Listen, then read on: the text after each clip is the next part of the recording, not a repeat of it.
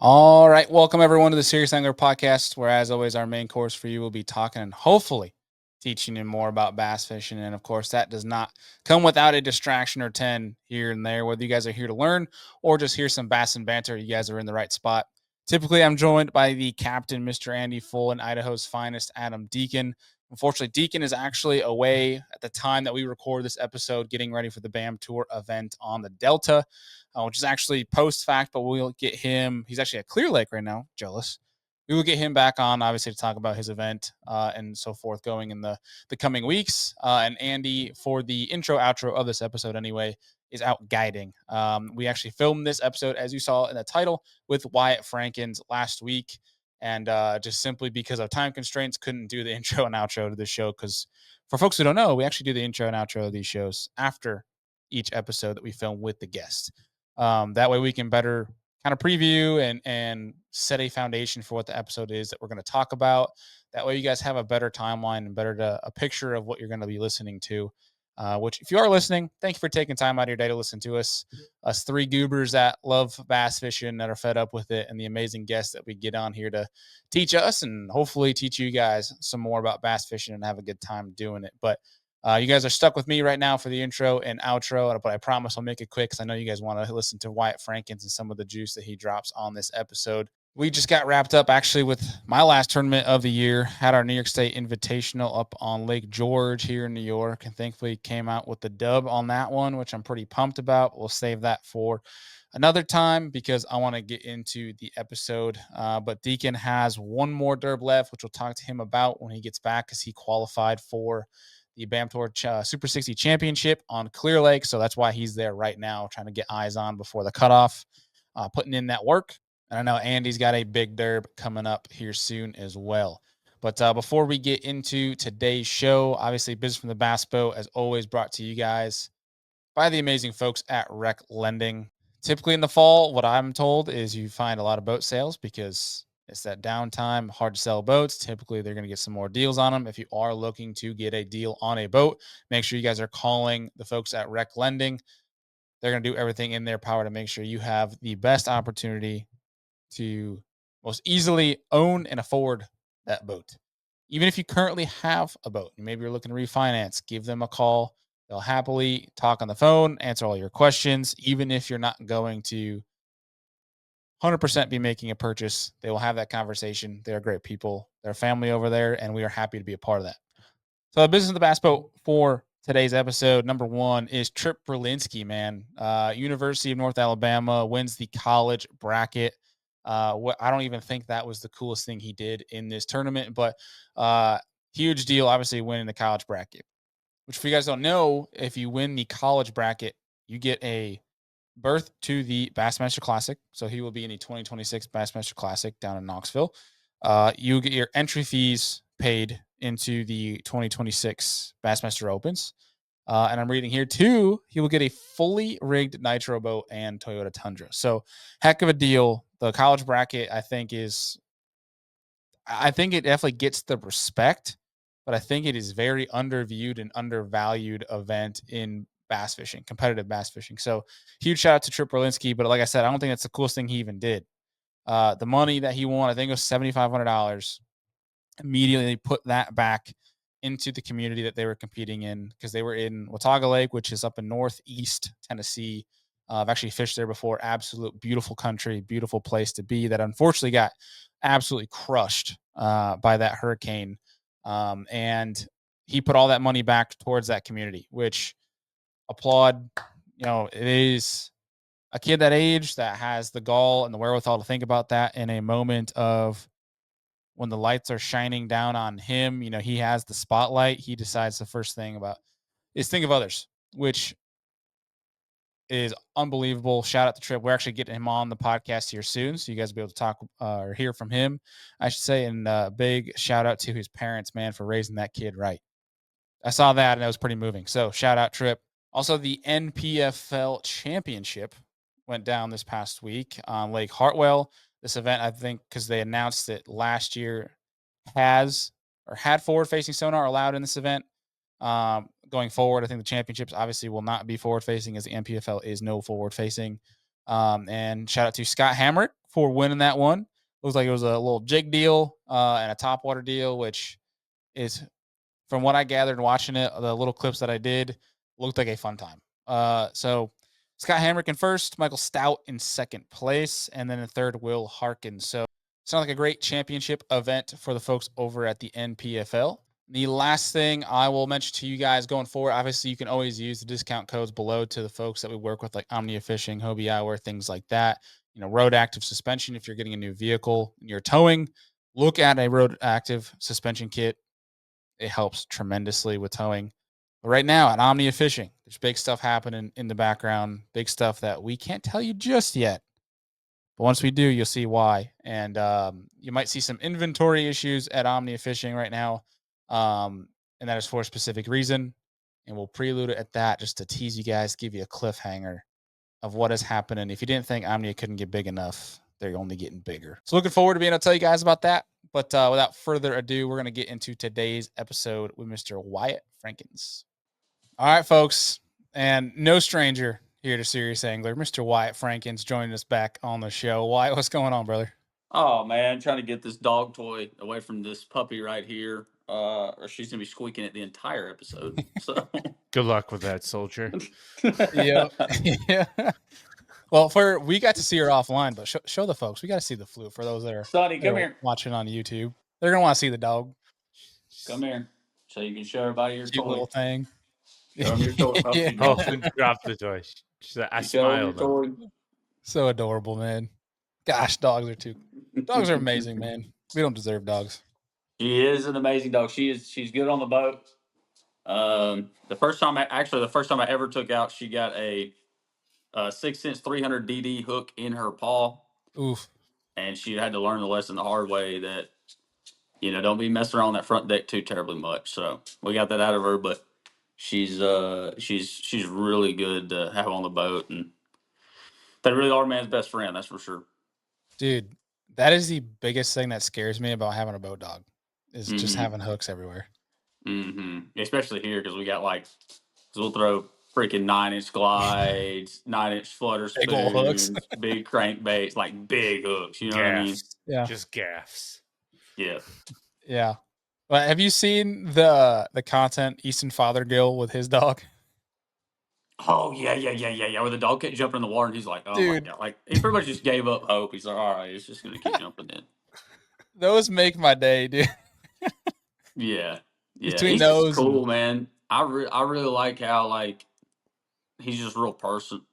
Like you can really just kind of level with that guy, and he's like super supportive too. Like you take a guy like me. I'm just like a more of a regional guy, and definitely still travel some, but more of a regional guy. And he reaches out all the time with support, like whether it's replying to a Instagram story or commenting on posts, like that just goes to show he's a really good dude. You know what I mean? He's everywhere on it, man. That's just how he is. And I think that's part of one, like he'll tell you himself, and you see it in the 1,000 interviews he did after the classic of it's being a student of the game, but also just being so passionate about it. And him just being, I think probably all the success he's had thus far has made him appreciate, and he's taken the right route of being a winner, right? He's a gracious winner, and that he wants to see everybody else succeed too. So it's cool to see all that, man. Yeah, there's a lot of there's a lot of negativity in the sport, but there's also a lot of really good stuff happening. Like the kid that just won the college bracket donated his $7,500 back to the hurricane relief fund there where in that area. Did you see that?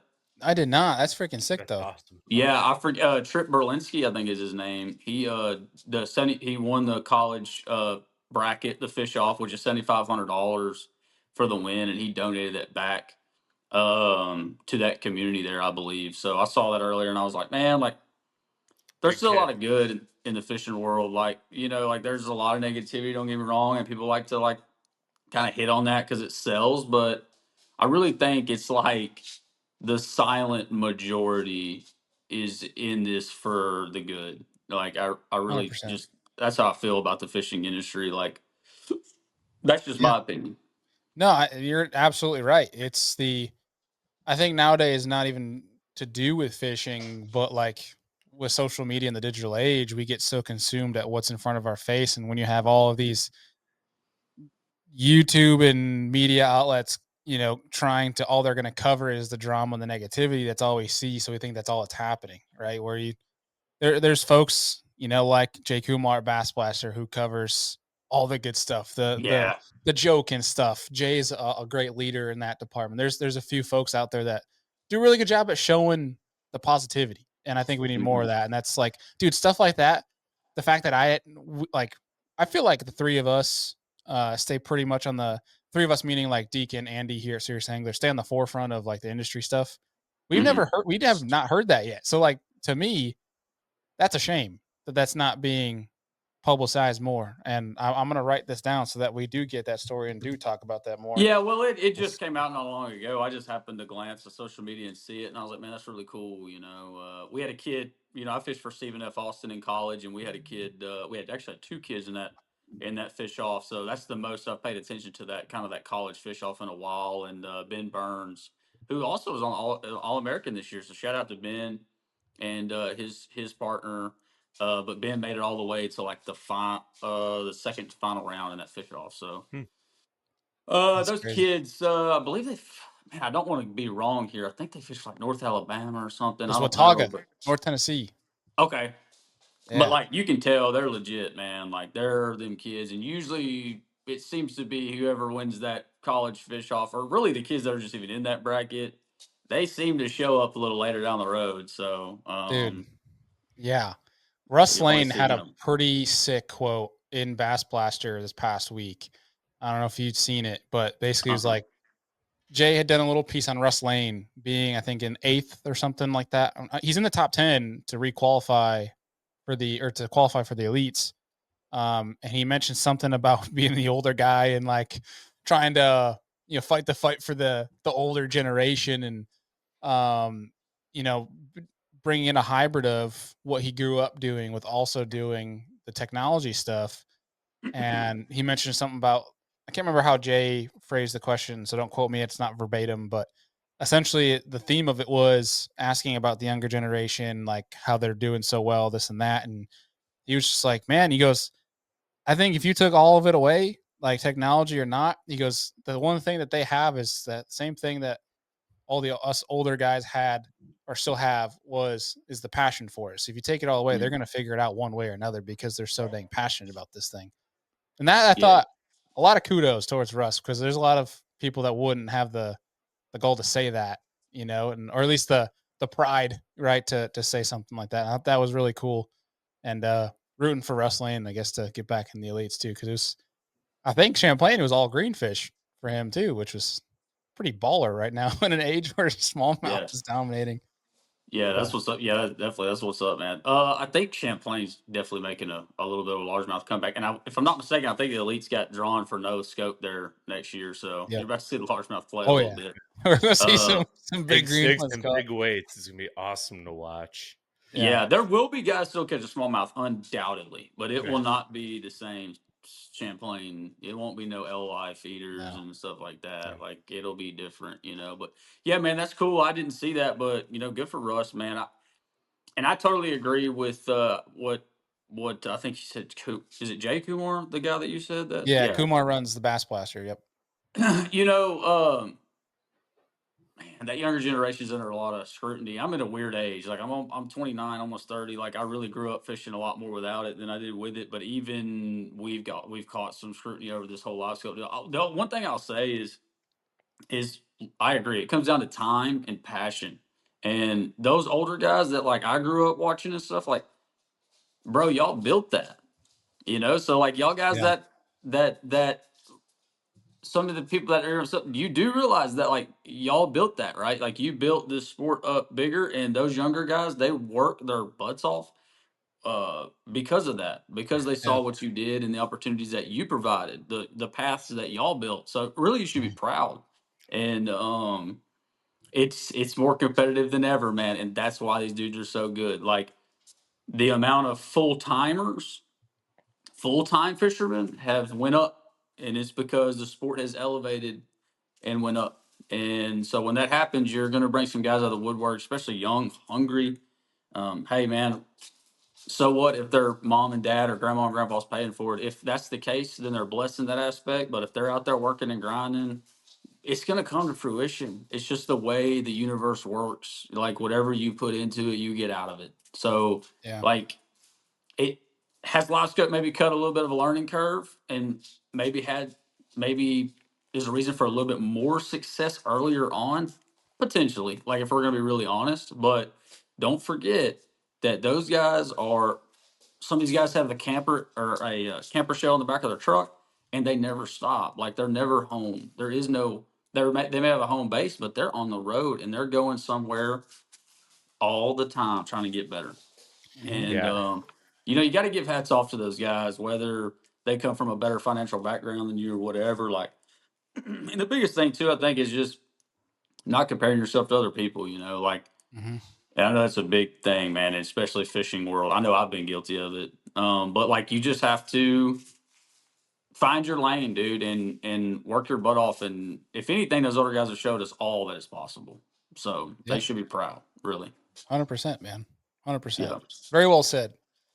Um, well, dude, the one thing we really wanted to get into with you is obviously here where Andy and I are at up in New York, we are basically into fall. Fall Yeah. is we're kind of like on the beginning of the curve of fall fishing. We're getting that nighttime temps in the 40s, things like that. Oh wow. Um, but for y'all, I mean, obviously, that's you guys are kind of in that transition, which is kind of the perfect time to talk about this because for us, I mean, New York has some fisheries that are like big bowls of grass, but a lot of the northern fisheries across the board, Midwest to Northeast, things like that, are very um, feature rich. I'll say, like with humps and rock piles and things like that, where there's a lot of fisheries in the South and Southeast that straight up just don't have much for features. Like they're kind of nothingness. Maybe they have timber, maybe they don't have timber.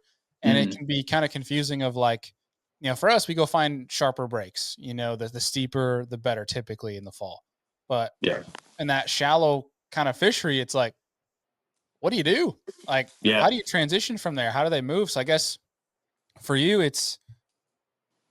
well, to kick this thing off is one, how do you know that transition's happening, especially for down in the South? And how do you get out of the summer pattern and into the fall on lakes like that don't really have a feature that goes by the book, if that makes sense? No, yeah, totally. I get it. Yeah, it was definitely a challenge in the beginning.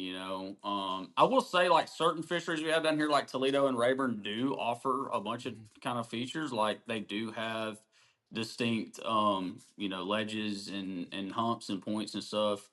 But we do have also some fisheries that are features, like you talked about, and really, like right now, when you're talking transition time, like we haven't had we've just now started to get some cooler temps in the recent month or so. We got a few small storms that have blown in that have dropped our mornings into the like low 60s, but still 85 at the end of the day. Like at Rayburn, I just finished up an event there this past weekend. Water temp is still 85, Mm.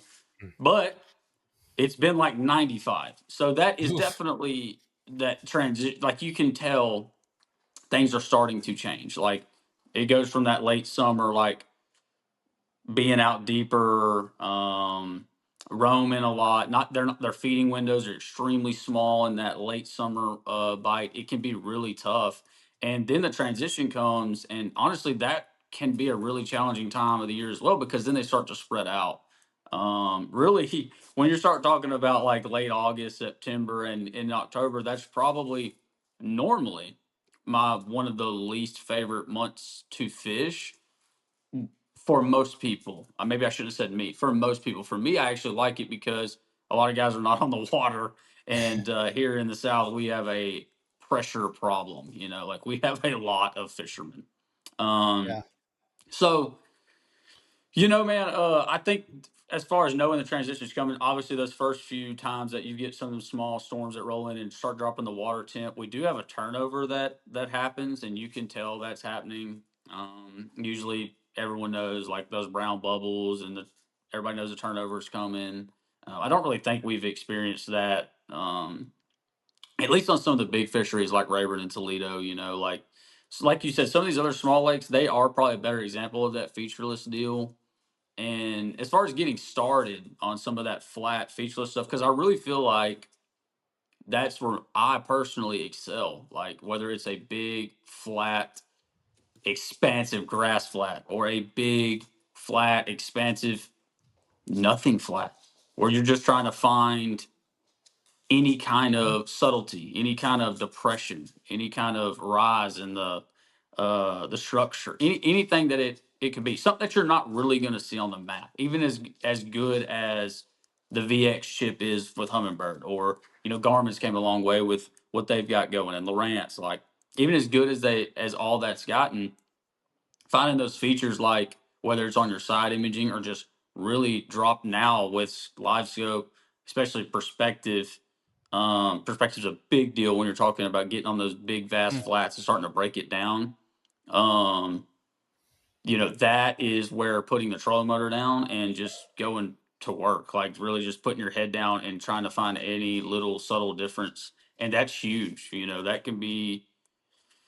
Oh man, like it really this weekend was a really good example of that, because these fish had pushed up on a really shallow flat and they were just in this one tiny depression, and they were just giants in there, Mm. and there was gizzards blowing through there, and that's why those giants were in there. Those gizzards were kind of just coming up out of these creek channels up through the drains and coming up there really shallow, and that's why the big ones were up there, and that's how I started catching them. And it was this subtle depression, man. This flat was probably, oh gosh, it's definitely a football field size, if not bigger.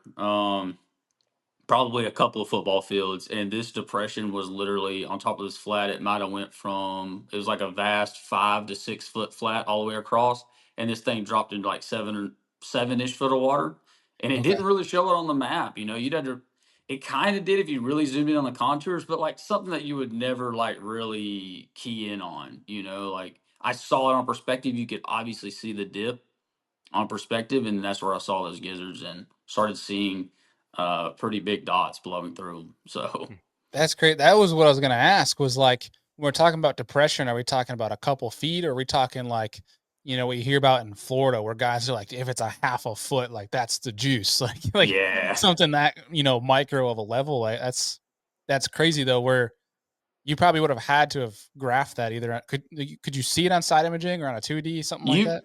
you probably could have saw it on side imaging, but you have to be really paying attention to like your depth shading and stuff. Like your graph would have had to be, which most graphs come pretty good out of the box, but like you'd have to really been paying. You probably would have had to been running your side imaging pretty hot and really been paying attention to that depth shading, like maybe see a little darkness shade in your side imaging compared to all the brightness around, but you would have really had to be paying attention. And when it comes to that too, um, you might hit it at the wrong angle on that side Mm, imaging, especially like when you're turning your boat. Have you ever like been graphing yeah. something It gets and you like kind of turn distorted. on a school and it like warps that image? That is something that you kind of got to pay attention to as well. And that's where perspective is just gross. Like people can talk all they want about forward and whatever. Like perspective is so nasty. There's been more events won on perspective these past couple of years that like, and nobody's really talking about it. Like Yeah. nobody really wants to talk about it, and you can tell, man. And 360 was that way as well. I had a lot of experience with 360. It was one of my favorite tools at the time, and you would have been able to see that on 360, but you got to slow down. It's not live, right? So you're not Yeah. blowing through there on trolling motor on 7 to 9 to 10. You got to kind of creep through there. So Yeah. yeah, Well, and it sounded like it was a pretty wild bite pattern for you too. it was nuts. So like I was telling you before the show, I had right at 49 and a half pounds in 2 days, and I lost. Okay. Like, which the guy that beat me, it seems to be a reoccurrence. We seem to be, go back and forth a little bit out there. But he had 52. Okay. So, and in September, that blew me away.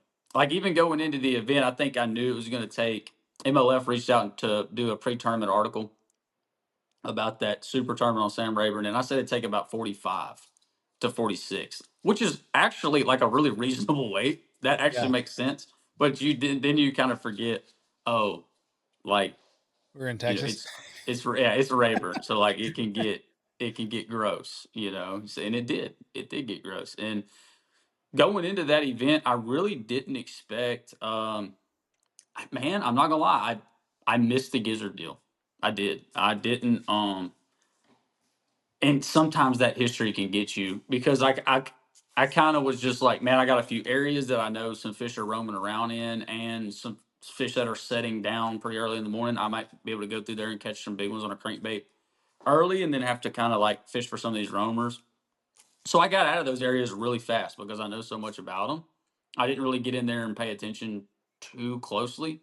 And sometimes in the tournament, that's why you got to be willing to adjust on the fly. Because when you get in there and start to settle down and start to slow down, you start noticing things that you didn't in practice.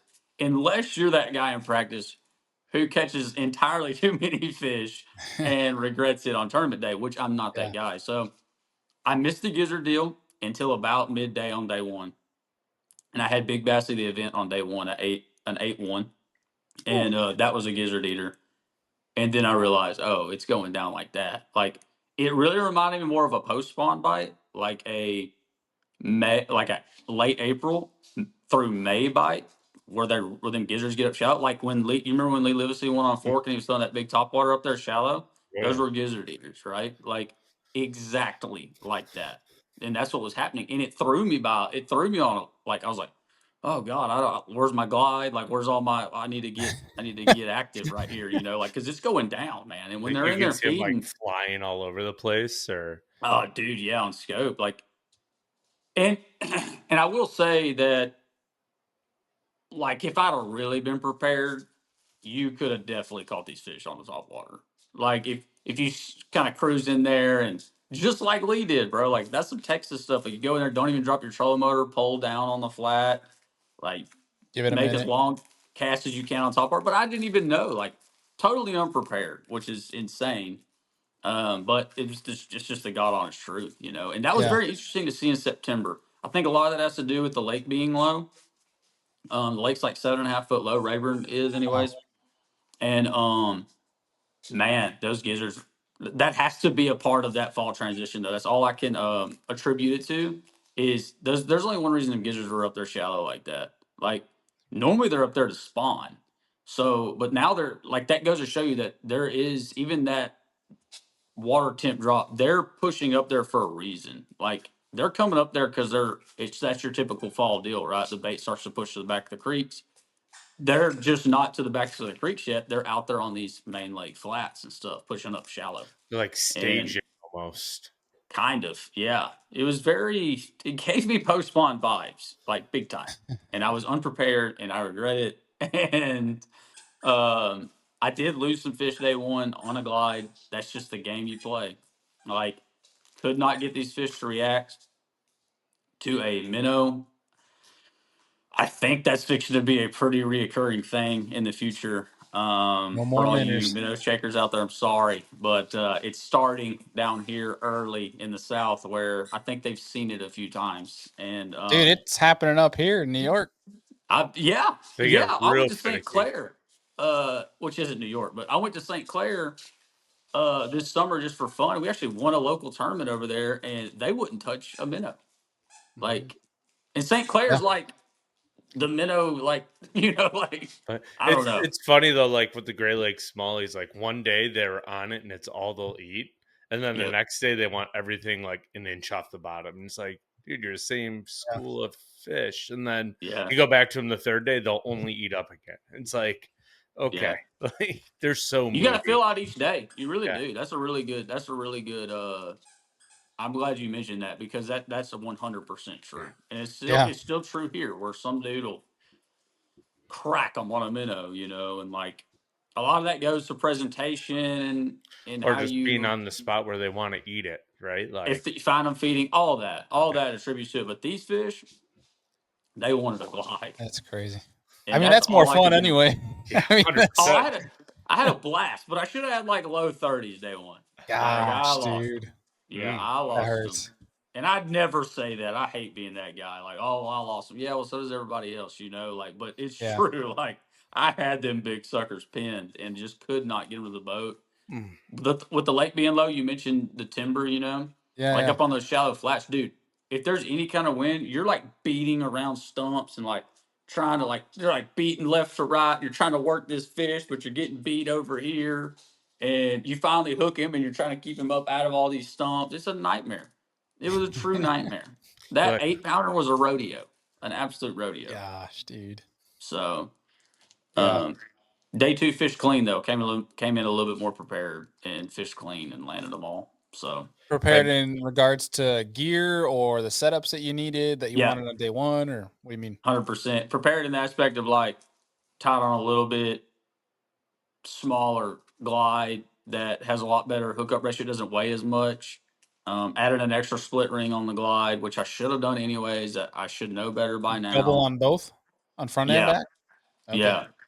I should already know that by now, but I'm hard headed, and you're flying by the seat of your pants.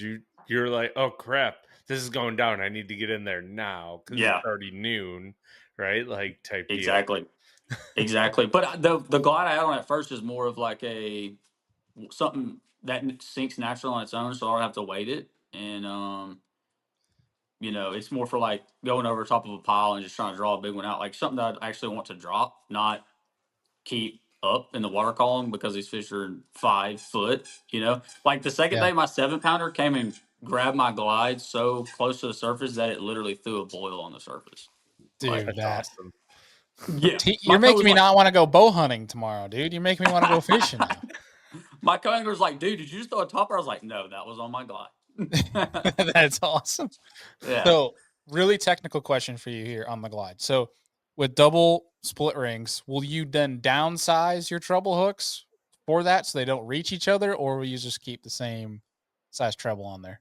Hmm. Yeah. So, like, on that big glide, honestly, the big one specifically, those hooks could probably be a little bit bigger. So when I doubled up that one, no.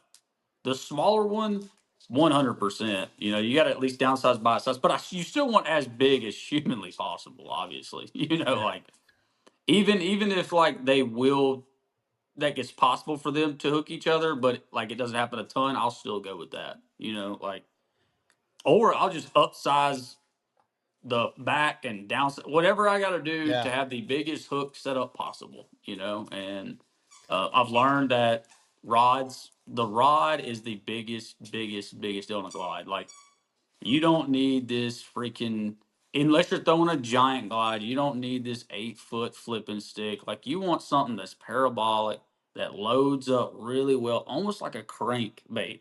Like you just Mm, want to like kind of lean in and let that rod do the work. Like so now I've went to like a more of a parabolic bend. Bend where the rod bends down pretty good about the fourth eye, fifth eye or so. mhm. Instead of like a stiff rod, especially on them little glides. Like when you're talking like it's really not that big of a bait. People Yeah. they No, they they spinnerbait's kind of bigger though. trip on that 5 to 7 inch glide. It's like, bro, it's not even that big. Like I'm watching them blow up 8 to 9 inch gizzard shad. Like You say that to a northerner and they look at you and they're like, "Are you going shark fishing?" now the big glide, I will say you do need a little bit heavier rod. It's a Yeah. heavy bait, but So what are you still, I using want then? Like full setup, if you don't mind sharing the on the big deets. and small, it's different. Right. On the big one, I'm actually using a like really heavy like cranking rod, believe it or not, like a 710. Um, but it's pretty heavy. Like honestly, this crankbait rod is not. It's more like a 10XD rod or something, like a Okay. 500D, like a big crankbait rod. So it's kind of stiff, almost. Like Yeah. I don't know. It's Sixth Sense makes it. It's a movement series rod. It's their 710, and it does it may could be a little stiffer for casting when it comes to that big glide, but now that I've gotten so used to it and learned how to cast that glide, like you ain't Carolina rigging that, you ain't worming that joker. You're gonna snap that joker off, and there goes a $300 glide bait. Like you got to kind of wind up on that thing, kind of waft it, and once you get it in the air and it starts going, that sucker's so heavy it's gone. So Yeah. I don't know, man. I've gotten really big into that parabolic deal, like really big into that now. Whereas used to, like when I was growing up, I want the stiffest rod and I want the stiffest hook and I want to. And I've learned is like, no, that's not it. Like I'd rather set the hook on a football jig with a little bit more finesse hook in it, and Mm. 18 to 20 foot of water with a little bit less rod, because it's hard to drive a big, thick jig hook home when the fish is 18 foot down there on bottom. Okay, like I don't care how hard you set the hook. You want more of a finesse style hook to where you really can penetrate that fish down there. And I've started to Yeah. learn that more and more, and my landing ratio has went a lot further up. You know, so like when Jordan Lee won on Conroe, that jig he had at Strike King at that time, that mop style jig, Yeah. that is not a big hook in that thing. And I Yeah. remember when I first picked it up, I was like, dang, this jig sucks. This hook is like weak. Like I could like move the hook. And then I realized like, oh, like actually it's gas, because you don't need an 8 foot flip stick to try to penetrate that fish's mouth. Right. Like you don't have to give it a lot. You know what I Yeah. mean? And I've learned that a lot through guiding as well, because a lot of my guide clients can't set the hook real hard. So you have to downsize a finesse hook. And these people just land fish after fish. And I'm like, all right, bro, like it's time to pay attention, There, And Yeah.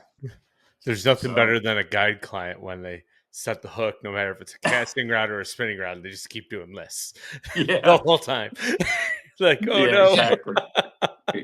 Exactly. I And mean, on the, it's a good point though. Like that open water sniper, which is obviously a big one for more than in the north, but that tiny little finesse football, like you don't even need to set you can just reel into fish and you're gonna Real have them neat. pinned. Like there's something to that for sure. What? 100%. That jig that I'm talking about from Jordan Lee, which I think they discontinued that, by the way, which he hasn't been a Strike King in a little while, but like you could literally reel down and sweep that jig. Like you could just and Kind of like a sweep hair it. jig. Yeah. Yeah. Like, Pinned right to the top of the mouth every time. yeah. Now, if we're talking like flipping hooks and like we're talking real Yeah. close That's action, different. yeah, give me a stiff one and give me a stick. Let's get it. But Yeah. like when you're talking about fish down there, man, don't always go to the biggest, thickest hook. Like I know it's tempting, but I've learned that the hard way. Hmm. So Yeah. That's awesome. Well, Now, I'm gonna steal some thunder from Andy on the lure lab side of things and ask. We're talking about these kind of fisheries, especially the kind of that shallower one, less features. When you're going out and say you haven't been there in a while or it's brand new to you, but that's pretty much featureless. What are the three rods you have on deck to try to go break that sucker down? mm. Featureless meaning like there's not grass. I would mean more 'Cause- features like no more humps, like things like flat, that from a just flat, topo mostly standpoint. but there could be flat. grass. It could be Because if grass. there's Yeah. grass, that Yeah. changes everything. Because if there's grass, I'm definitely gonna have. I'm gonna be moving. That's number one. Like Yeah. always, number one for me is I'm moving and grooving and paying attention to perspective. And I'm gonna literally break down this flat from every aspect of it. And if there's grass, those baits are gonna look a lot different, because I'm gonna have like a swank from Six Sense on, which is like an L-shaped bill style Yeah. crankbait. You can cover a lot of water with. Stays up out of the grass really well. Strike King makes one. It's called the Hybrid Hunter. Yeah. They're both very similar style baits. That's a cover water style bait, a lipless cover water style bait, and obviously a chatterbait. But really, more than anything, is trying to start to dial in on that grass flat, where those differences are, like we talked about earlier. And if you get a bite, even if I'm hauling, if I'm hauling and I get a bite way over here, let's go over there and figure out why we got bit there, or was it random, and let the fish talk to you big time on that kind of deal. If it's literally featureless and you can't find any subtleties, Yeah. which is normally like never the case, ever. Like I remember like at La Crosse, Wisconsin, I fished an invitational there. It was my last invitational that I fished that season. And that flat, I thought the exact same thing. That flat didn't have many features at all. And I was like, dude, why am I getting bit? Like, I'm trying to figure it out, but I can't see what's going on. Like, finally, the sun got high. And on this big grass flat, I started seeing these sand spots. And these sand spots were like this big around. Hmm. And I literally pulled up to one of them because I got like this one bite. Like, a lot of times when I'm throwing a moving bait, I'll have like an 1/8 ounce or a weightless Cinco or some kind of stick bait on, to where like if I get multiple bites right there, I want to know why. So I'm gonna pull down, I'm gonna stay back off of them, and I'm gonna slow down up there. Be like, okay, and I could shake them off that way, especially in practice. I'm like, okay, what's going on up there? So the sun got high later that day in practice, and I moved up there, and I literally saw a largemouth and a smallmouth sitting in the sand, a little spot this big, and I said, oh, okay. And so I started finding all that, right? So like the list goes on when it comes to an expansive grass flat. If, like I said, it's normally never, it's just random. Normally never. But if it is, that's normally like a fall. Like there has been cases on Raglan specifically where I've went to a big expansive grass flat in the very back of a creek in the fall, and there's not much differences. There may be like a patch of hydrilla that clumps better here instead of being extremely flat, but like you just take a big top water, like a whopper blobber style bait, big walking bait, and you just start covering water through there, and you're literally just trying to find the most aggressive fish on that flat. And that exists. That happens. That is kind of more of the random. I'm not big on the random, but that is kind Yeah. of more of a route you can take when you get into that. Now, when it comes to a completely clean, um, that can be challenging because there could be a couple different things going on when they're up there. They're blowing, either they've got bait pushed up there and they're blowing through bait, and then at that point it's literally cover water and all bets are off. Like it's top water, it's square bill, it's shallow diving crankbait. I mean, that sounds a lot like St. Clair if we're being real. Junk Yeah. fish Like that's prince paradise. yeah, that's if there's no stumps, if it's just sand, now you're talking covering water and putting your nose to the grindstone and maybe not paying as much attention to exactly where you got bit, as bad as that's kind of sucks, like, Yeah. but usually that's never, I'm trying to think other than St. Clair where I've seen that. Usually there's at least a stump, some kind of depression. What I'm getting at is usually you can always find a little something. Mhm. Even on those big expansive flats where, we're talking clean ball, we're not talking grass, where you may be getting random bites all throughout there, but there's usually like one or two spots in there. You're like, oh, okay, well, I know if I pull up to here, I can back off and slow down right here and at least pick up a few bites. I can go back to doing my moving bait stuff and getting some random bites, but I can come back here every now and then and pick up a few key bites on something specific. So, um, yeah, man, that's really Yeah. it. Like That's really that's helpful. that's the way I break those things down. It can be time consuming, especially like if you're on a place you're not familiar with and you're not necessarily in the right area and you start to break that stuff down kind of slowly like I do, and you look up and you've been there for 4 hours and you haven't had a bite, like Yeah.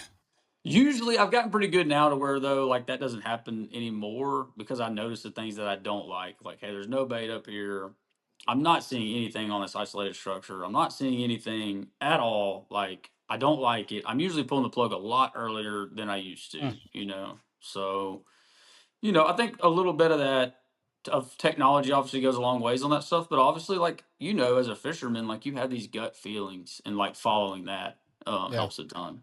So, I like that. And that's a great point, Andy. In our last episode we did, the three of us, with Deacon anyway, it was about do we think that fishing electronics have made us more impatient anglers? mhm. Do you think that that is part of it for you, that it's made you more impatient and that helps you pull the plug easier? Or do you think that's just your instincts have gotten sharper? That's a fine line. Honest, that's a really good Yeah. question. I think sometimes my problem is I haul ass. like Just straight gas, I baby. don't like when I started telling y'all about pulling down and throwing that little weightless stick bait up there, an 1/8 ounce stick bait around. I don't like to do that. I will do it. I will 100% do it. If I know you're there, oh, I'm gonna do whatever I gotta do to catch you. You know what I'm Yeah. saying? But some of that is like the personality of the angler. Some of that is the technology, and some of that is your gut. And you've got to walk that fine line to make those decisions. And look, we're not always right. A lot of times we're wrong, and that's okay. But I think you start to get better in your instincts when you put yourself in those situations repeatedly.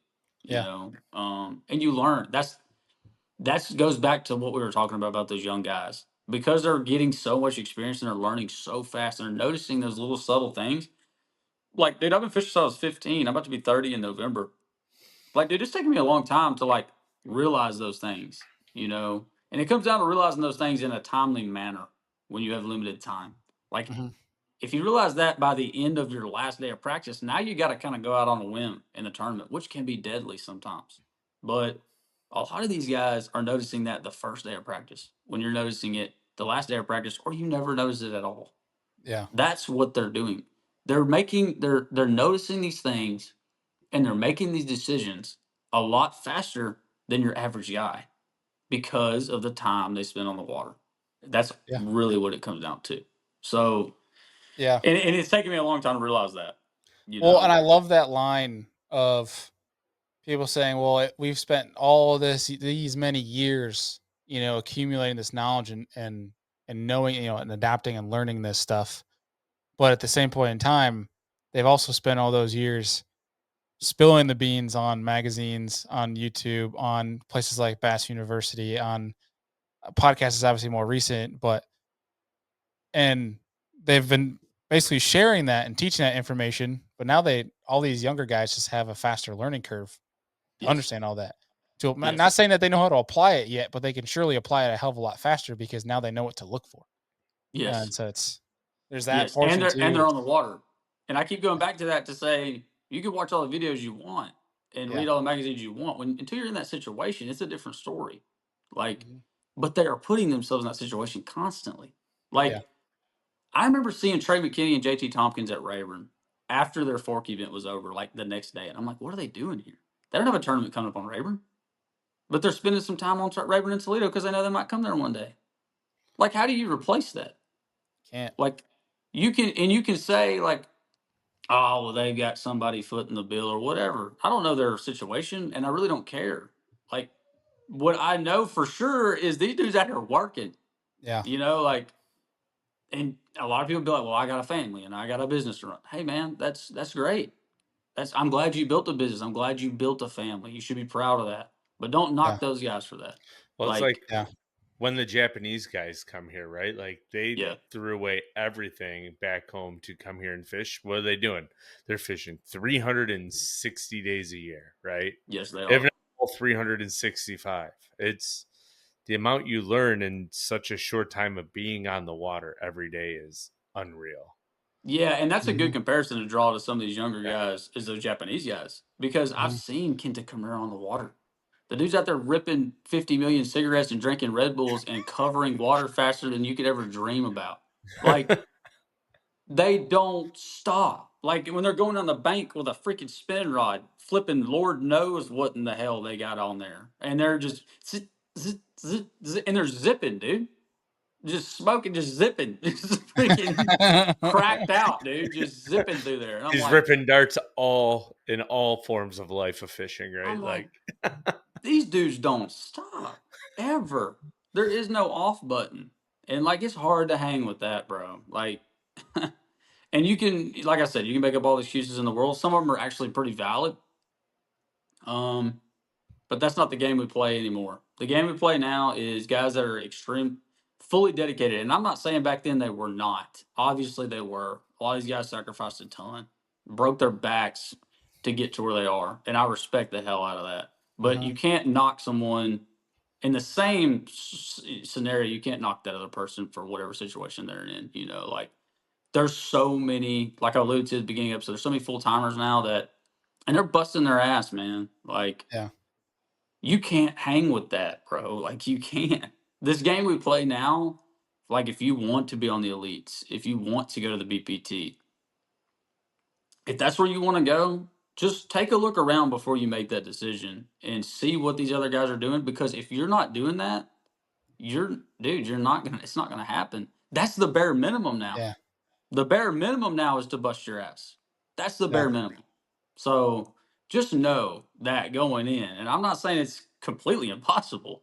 It's because it's definitely not. But just know what you have to give to this sport now to be at that level. You know, because it is Yeah. relentless. It's relentless effort from those guys. Yeah. Absolutely well put. Yeah. I mean, the bar has been raised and I mean, just like everything else though, right? Football, hockey, all the 100%. big four, it's there's always going to be somebody that comes along that raises that bar higher, and everyone's got to catch up, and then Mhm. it just keeps to proceeding as that somebody finds something new, somebody finds a different way, somebody figures out a new technique.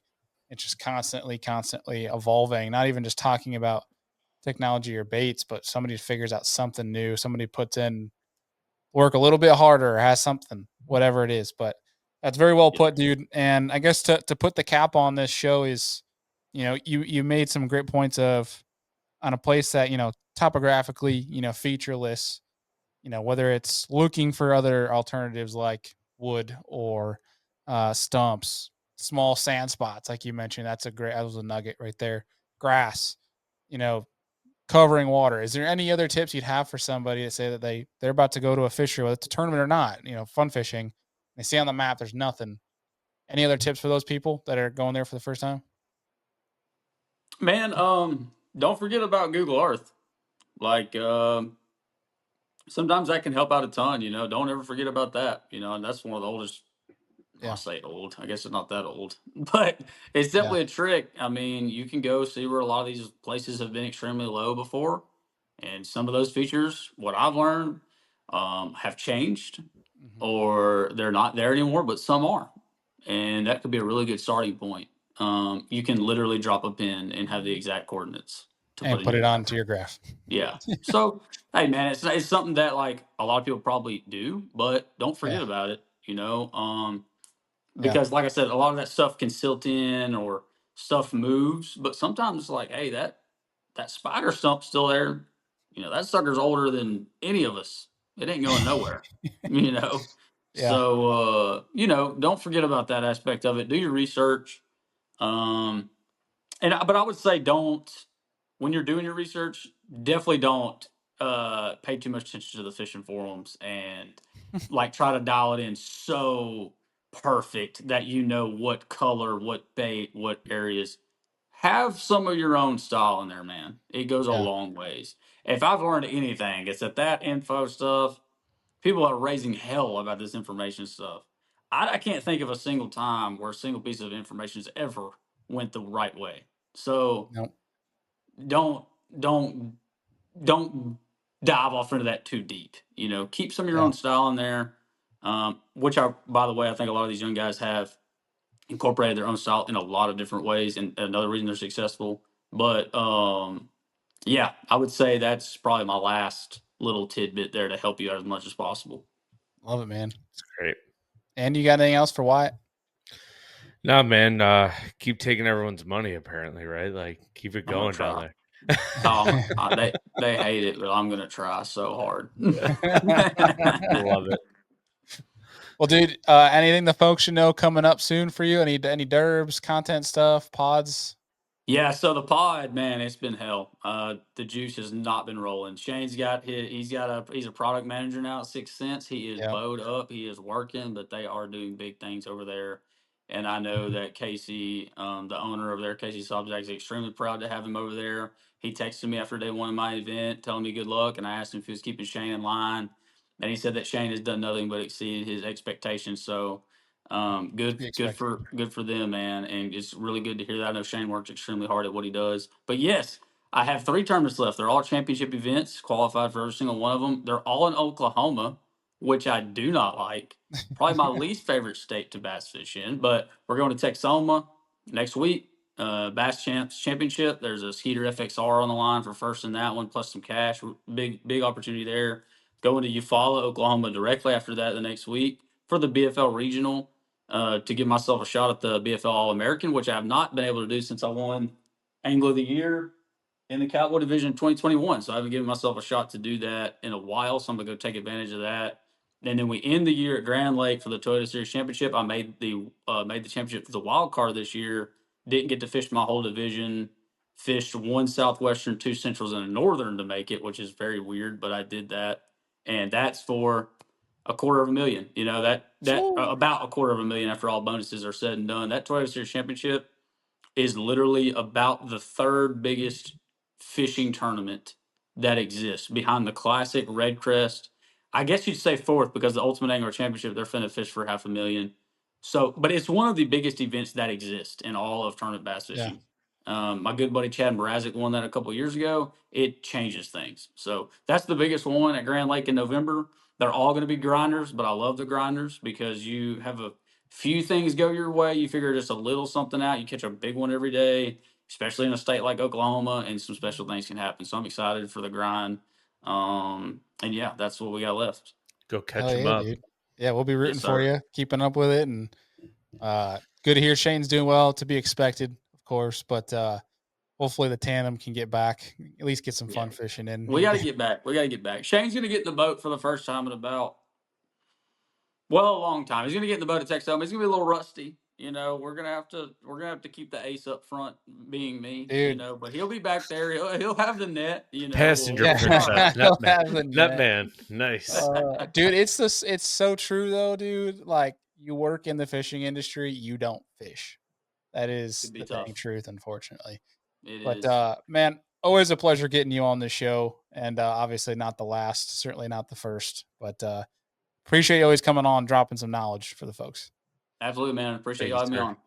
All right, guys, that is going to do it for today's episode. Wanted to mix things up a bit. We talk about so many things when we talk about, summer to fall transition, summer patterns, spring patterns, fall patterns, things like that. We talk about all these specific topographic changes and super specific stuff like bluff walls and humps and rock piles and da da da.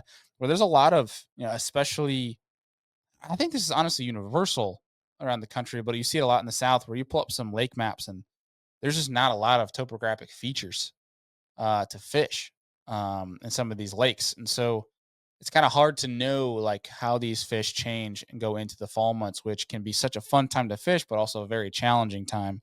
And so I thought, who better than Mr. Wyatt Frankens down in Texas, who's on the water all the freaking time and who's absolutely dialed and sees things in multiple ways. And it was a fun conversation, which was to be expected with Wyatt, who's a great friend of the show. If you guys have not checked out the Juice podcast that Wyatt and Shane Campbell do over there, please do. I'll have that linked down below, but a great conversation. Hopefully you guys learned something. If you did, send us a DM, send us an email. Let us know what you learned. You kind of I guess a testimonial, if you will, if you took any nugget from this show and put it to use on the water. You guys, if you're listening on Apple Podcasts, you're listening on Spotify, especially, those are the two biggest platforms that help us out big time, or the two biggest audiences, I should say, that our podcast is live on. If you're on it and you have not left us a rating and review, please, please, please do so. I don't even care if it's a bad one. Give us the blunt truth. But we'll love to see more rating and reviews come down on our podcast platforms. You guys are amazing. Appreciate y'all. We'll see you on the next one.